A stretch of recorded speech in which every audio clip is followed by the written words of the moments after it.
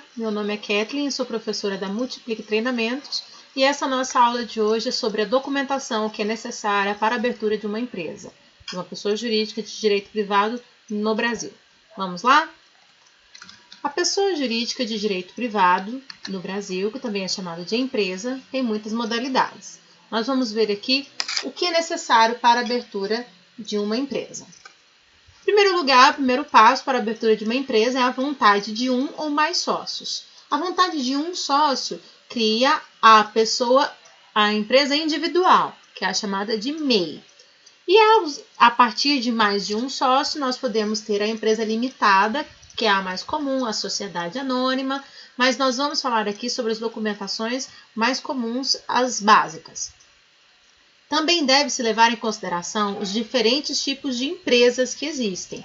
Existem diferentes documentações, sendo essa aula para dar uma noção geral e um ponto específico. É somente uma noção geral. Um ponto de partida, tendo aqui os documentos básicos e comum para a abertura de uma pessoa jurídica de direito privado e no Brasil. Vamos lá, quais são os documentos? Primeiro, eu preciso de 2 cópias autenticadas do CPF de cada sócio. Se eu tenho um sócio, obviamente, a sua cópia unitária. Se eu tenho 2, 3 ou 4 e assim por diante. 2 cópias autenticadas do RG de cada sócio. Para quem não sabe, a cópia autenticada é aquela cópia em que você tira a cópia no cartório de registro, que ele vai registrar. O que ele vai autenticar? Ele vai comparar a sua cópia com o original e vai carimbar na cópia, dizendo que aquela cópia é exatamente igual ao original e não tem alterações.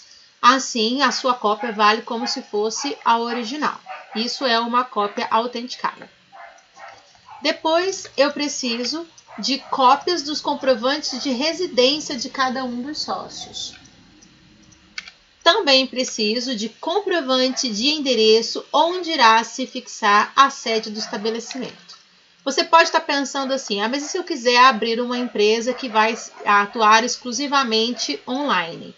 Você também precisa de uma sede, mesmo que não seja uma sede onde você vai receber pessoas. Talvez nesse momento a sua sede vai ser a sua casa, o lugar onde você vai estar, o escritório onde você vai alugar para começar a usar essas atividades de forma comercial. E quem sabe no futuro, quando você transformar a sua empresa de online para uma empresa fixa, você tenha que mudar o endereço ou você use aquele endereço comercial ainda como uma empresa, como um endereço fixo para abertura, cliente, recepção e tudo mais. Mas mesmo que seja uma empresa exclusivamente online, você precisa de um endereço comercial para ser registrado como sede da sua empresa. E também precisa de um contrato social registrado em cartório em 3 vias para ser arquivado na junta comercial. Então vamos ver como é que se faz o arquivamento na junta comercial. Eu preciso preencher o requerimento padrão na junta comercial em uma via. Então lá no site da junta comercial do seu estado ou do comércio específico que você vai atuar, você vai encontrar um requerimento padrão em que você vai preencher e entregar. Ou se ele for online, você vai preencher e enviar. Pode ser também que você tenha que entregar fisicamente. Também tem uma ficha de cadastro nacional em uma via. Nós vamos deixar disponível aqui o link no final para que você possa acessar essa ficha de cadastro nacional. E somente em uma via você coloca ela preenchida de volta para poder fazer esse cadastro. Depois eu tenho que pagar as taxas nas DARFs, nas guias que serão emitidas. Para cada tipo de empresa eu tenho um valor específico que vai ser gerado de imposto para que eu possa começar a atuar com aquela empresa. E assim eu concluo o arquivamento da minha junta comercial. Mas não é tudo, não acabou ainda. Você precisa fazer o cadastro do CNPJ através do site da Receita Federal. Mas saiba que será feita uma consulta prévia e não sairá de imediato o número do seu CNPJ. O CNPJ, como nós comentamos na aula anterior, é o Cadastro Nacional da Pessoa Jurídica. Ele é feito no site da Receita Federal, que nós também vamos ter o link dele aqui disponível para você poder acessar. E aí você vai poder fazer exatamente de acordo com essas descrições aqui, você pode começar a atuar. Para que serve a consulta prévia? A consulta prévia é para olhar se você não tem uma outra empresa com aquele nome, com aquela área de atividade. Vocês vão ver aqui que a gente tem as áreas de atividade naquela mesma localidade. Você já imaginou você, por exemplo, querer registrar uma empresa alimentícia com o mesmo nome de uma outra grande empresa, ou nacional ou multinacional alimentícia? Você até pode registrar com outra área de atividade. O que acontece com as grandes empresas, as multinacionais? Assim que elas começam a atuar em grande quantidade, em um grande mercado, elas já registram a sua atividade mesmo naquilo que ela não está atuando agora. Ela faz mais de um registro. E aí, para que ela não possa correr o risco de ter o seu nome utilizado indevidamente. Isso eu estou falando de multinacionais, como, por exemplo, empresas de eletrônicos, empresas que as Coca-Colas da vida, né? Se ela quiser atuar em muitas áreas, até têxtil, etc., ela provavelmente já fez o registro daquela atividade no nome dela, para que ninguém utilize da propaganda que se faz em usar o nome dela para se promover. Então, ela já registra todas as áreas de atividade possível e ninguém mais pode utilizar o nome dela, mesmo em áreas onde ela inicialmente não teria uma atuação imediata. Não são áreas correlatas com a sua atividade principal. Mas as multinacionais fazem isso. Por que todas as empresas não fazem isso? Porque para cada cadastro que você faz, você precisa pagar separado. Então, as pequenas empresas, muitas vezes, elas optam por fazer o seu registro inicial com aquelas 3 opções que ela tem disponível e dali ela encerra as suas possibilidades, ela não paga uma taxa extra para um novo registro. Já as multinacionais, que já estão muitos anos no mercado, elas não se importam em pagar taxas que sejam, elas são empresas milionárias. Então, elas acabam pagando para manter o seu nome seu, único e exclusivo. As pequenas empresas também têm essa possibilidade. Se você, caso escolha um nome, por exemplo, seja o seu nome, o seu sobrenome para sua empresa, e você tem certeza que não existe mais outra empresa assim no país, registra todas as áreas de atividade que você acha que daqui 20 anos ou 50 anos, caso a sua empresa vire um grande fenômeno, você vai querer atuar. E aí você já vai deixar aquele nome já resguardado. Tenha escolhido a categoria do CNAE e a descrição da atividade que a empresa irá exercer, que é isso que eu estou falando aqui para vocês em relação às áreas de atividade, às áreas de atuação. Todas as vezes que você for fazer, você vai precisar preencher. Então, já tenha isso pronto, escolhido, para que você não gaste tempo na hora de fazer o registro, pensando, quando você já se propor a fazer uma empresa, se propor a fazer o registro da sua pessoa jurídica, já vá para o site do registro do CNPJ, já com essa atividade em mente, para você até economizar tempo no seu registro. E assim você vai conseguir fazer de uma maneira mais adequada. Escolha as atividades começando por seção, por exemplo, produtos alimentícios, depois você vai escolher a divisão, depois o grupo e depois a classe. Na classe você pode escolher 3 atividades. Dependendo da sua atividade, você precisará requisitar alvará de funcionamento, ou municipal ou estadual, com antecedência. Com antecedência aqui, eu me refiro à antecedência na atuação. Você faz o registro, mas você não começa a funcionar até o momento que você tem o alvará.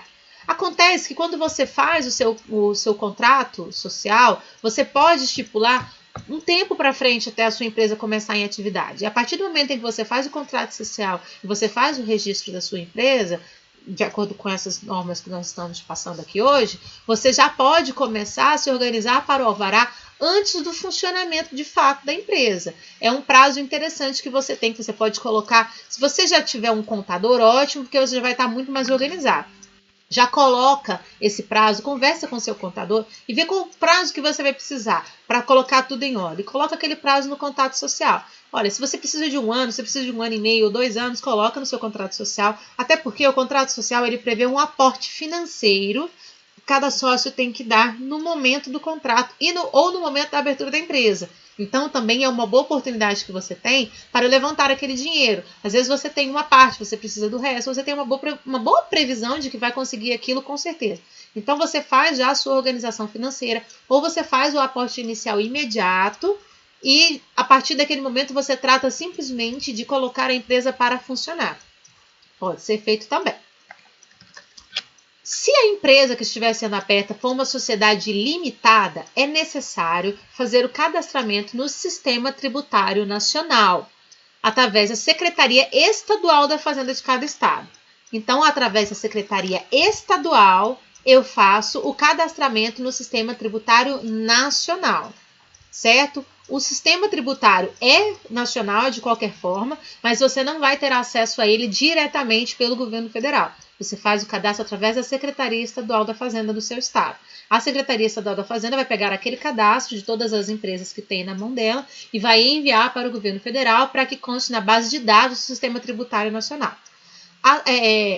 Como eles são estaduais, esses cadastros, através das secretarias estaduais, você pode ser que em alguns estados você precise fazer ele fisicamente, em outros você faça online. Por isso, nós não vamos ter um link disponível aqui para vocês acessarem, porque vai depender de cada lugar, de cada localização onde você estiver.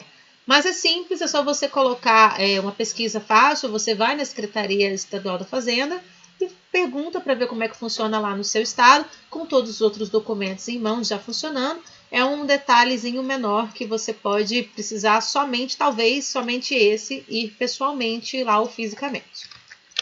Independente de ter funcionários ou não, toda empresa precisa ter cadastro na Previdência Social. É necessário fazer o cadastro na agência do INSS, com o contrato social da empresa e o comprovante de CNPJ da empresa, e a primeira guia de recolhimento do FGTS. Então, eu preciso ter, novamente, vamos recapitular aqui. Eu preciso ter o contrato social, viu por que você precisa de 3 vias do contrato social? Toda hora você precisa de uma cópia dele. Contrato social, comprovante do CNPJ, que você fez o cadastro lá no site do governo, e a primeira guia de recolhimento do FGTS. Aí talvez você me faça uma outra pergunta aqui agora. Mas se eu não tenho funcionários, por que eu tenho guia de FGTS? Porque mesmo que você seja um empresário individual, você precisa recolher o seu próprio FGTS. Então, quando você tem o primeiro recolhimento do FGTS do sócio, você precisa fazer esse cadastro no INSS. Não, esse daqui não é feito online, ele é feito direto no INSS. Você vai lá na própria Secretaria do INSS e você vai fazer o cadastro com todos esses documentos, na agência do INSS, certo? Vou colocar aqui para vocês, rapidinho, só os números, os endereços, que eles também vão estar na descrição do vídeo. Esses endereços estarão na descrição do vídeo com um link para vocês clicarem e terem acesso a eles para poder fazer esses documentos. Os outros são estaduais, ou municipais, ou regionais, e por isso os links não estão disponíveis, mas esses daqui estarão, certo? Espero que vocês tenham gostado dessa nossa aula de hoje. Qualquer coisa, voltem nas próximas aulas, tem as aulas anteriores também para vocês tirarem algumas dúvidas, e até a próxima aula, fiquem com Deus e tchau, tchau!